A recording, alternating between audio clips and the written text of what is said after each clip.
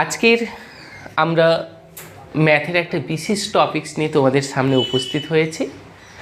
আজকের ভিডিওটা সেই সব স্টুডেন্টদের হতে চলেছে যারা কম্পিটিটিভ এক্সামে ম্যাথ প্রতিবন্ধকতা হয়ে দাঁড়ায়, সফলতার পেছনে তাদের কাছে এটা একটা বড় বাধা হয়ে দাঁড়ায়।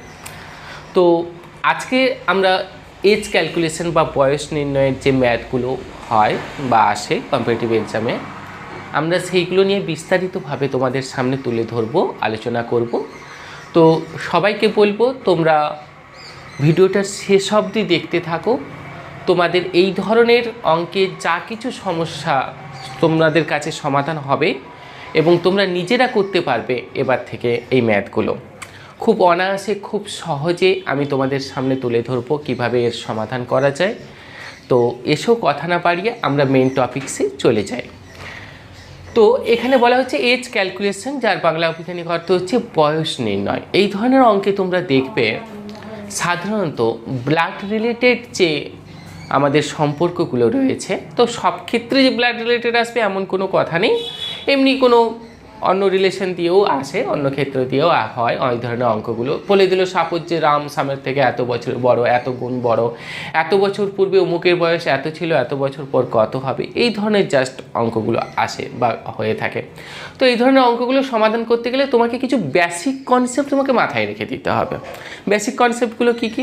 তোমাকে প্রথমে মনে রাখতে হবে যে যদি বয়স পূর্বে বলে, মানে পূর্বে যদি বয়স বলে, তাহলে তুমি সবসময় মনে রাখো বয়সটা কম হবে। বর্তমান বয়সের তুলনায় পূর্বের বয়স কম হয় এবং বর্তমান প্রেজেন্ট যে এজটা, প্রেজেন্ট এজের তুলনায় ভবিষ্যতে বয়স বাড়বে, ভবিষ্যতের বয়স বৃদ্ধি পাবে এবং অতীতের বয়স সবসময় কমবে। এটা হচ্ছে মেন ফাংশন, এটা মনে রেখো।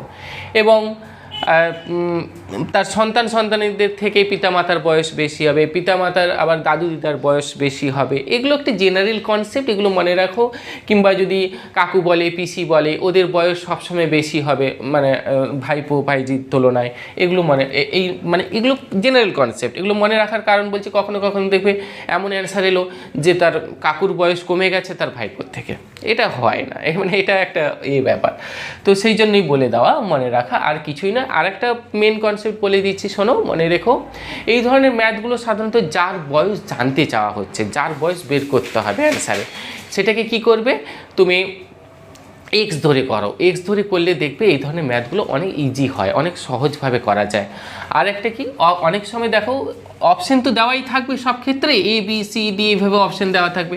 তুমি অপশন ধরে করো, অপশন এলিমিনেট অপশন ধরে করো, সেক্ষেত্রেও দেখবে অনেক সময় ম্যাথ তোমার সহজ হবে।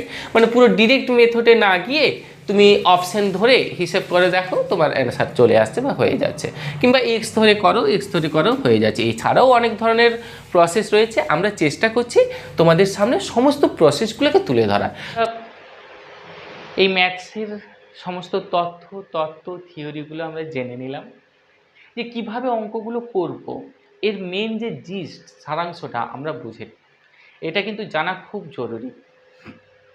না হলে আমরা কিভাবে অঙ্কগুলো রিপ্রেজেন্ট করব, কোন সূত্রের দ্বারা হবে, বা এর ভেতরে আসল বিষয়টা কি রয়েছে, সেটা কিন্তু জানা খুব জরুরি ছিল। আমরা জেনে নিলাম। তো এরপরে এটা আমাদের ভিডিও পার্ট 1 এখানেই শেষ হলো। এরপরে আমাদের ভিডিও পার্ট 2 রয়েছে, সেটা অবশ্যই তোমরা দেখো। এবং সেই সঙ্গে তোমাদেরকে বলবো, যারা অনলাইন অফলাইন ভর্তি হতে চাইছো আমাদের সেন্টারে, তারা নিচে দেওয়া নাম্বারে তোমরা কল করে যোগাযোগ করতে পারো। আমাদের সমস্ত সরকারি, রাজ্য সরকার এবং কেন্দ্র সরকারের বিভিন্ন যে সমস্ত চাকরির পরীক্ষাগুলো রয়েছে সেগুলো প্রিপারেশন করানো হয়। আমাদের এখানে ম্যাথমেটিক্স, রিজনিং এবং অন্যান্য জিকে জিআই সমস্ত কিছুর ওপরেই স্টাডি ম্যাটেরিয়ালস করানো হয়। তো যারা ভাবছো ভর্তি হবে তারা তাড়াতাড়ি যোগাযোগ করতে পারো আমাদের সঙ্গে, এবং আমাদের চ্যানেলটা অবশ্যই সাবস্ক্রাইব করে রাখো, লাইক কমেন্ট শেয়ার করতে ভুলো না, পাশে থাকা বেল আইকন ক্লিক করে রাখো যাতে ভবিষ্যতে নতুন নতুন ভিডিও পেতে পারো। তো এর পরের ভিডিওতে আমরা দেখে নেব বিভিন্ন পরীক্ষায় এই রিলেটেড অঙ্ক যেগুলো এসেছিল সেগুলো কিভাবে কত তাড়াতাড়ি সহজে চটজলদি কয়েক সেকেন্ডের মধ্যে উত্তর বের করা যায়, এই সূত্রগুলো, এই তথ্যগুলো ইউজ করে সেটা আমরা দেখে নেব। চলো আজ এই পর্যন্তই, আবার পরের ভিডিওতে তোমাদের সঙ্গে দেখা হচ্ছে। ততক্ষণ পর্যন্ত ভালো থেকো, সুস্থ থেকো, পড়াশোনাটা ভালো করে চালিয়ে যাও।